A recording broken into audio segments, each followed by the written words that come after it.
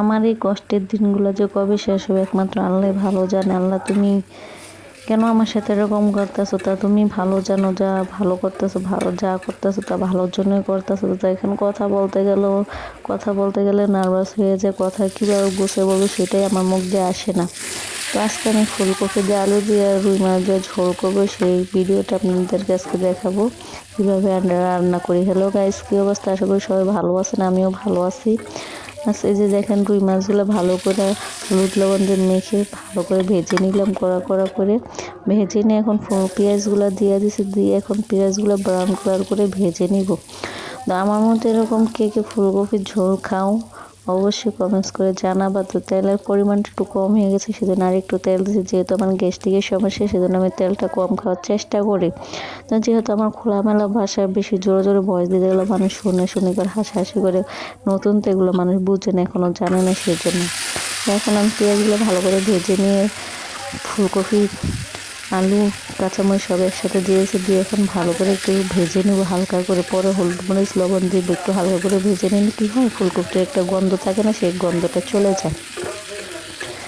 তো আমার জানি না, দিন যত হয়ে গেছে তত নিজে বড্ড একা মনে হয়েছে যে এরকম কষ্টের দিনগুলো কবে শেষ হবে। আমি আমার কাছের মানুষটার জন্য এত কিছু করতেছি, তারপর তার আমি কাছে পাইতেছি না, তারপর তার কোনো খোঁজ খবর পাইতেন। সে যে মোবাইল বন্ধ করছে তার আর কোনো খোঁজ খবর কোনো কিছুই নেই।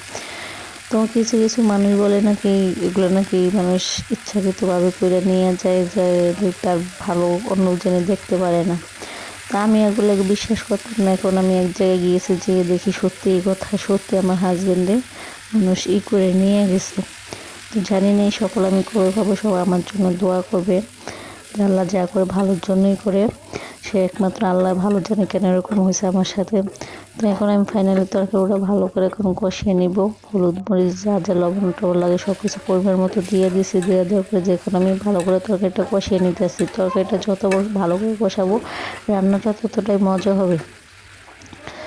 সবাই আমার জন্য দোয়া করেন, যাতে আমার সামনের দিনগুলো ভালো যায়। যেভাবে একা একা জীবন যে কাটায় সেই বুঝে। একা জীবন বিয়ের আগে কাটানো একরকম, বিয়ের পরে তার কাছের মানুষটা চলে যাওয়াটা আরেক রকম, অনেক কষ্ট হয়ে যায়। যার সাথে এরকম হচ্ছে শুধু সেই বুঝবে, তাছাড়া কেউ বুঝবে না। তো এখন আমি বুঝতেছি যে আমার জীবনটা কীভাবে চলতেছে, যে রান্না বাড়া খাওয়া দাওয়া ঠিক মতো কোনো কিছুই হয় না।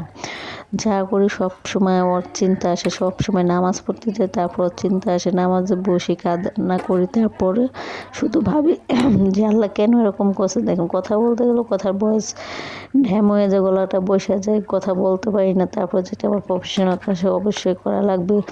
আর যেহেতু আমার সময়টা খারাপ যাইতেছে, আমি প্রতিদিন ভিডিও দিতে পারি না, সেই জন্য আমি দেখতেছি আমার ফলোয়ার্স কমে যাইতেছে, আমার ভিউজও কমে যাইতেছে।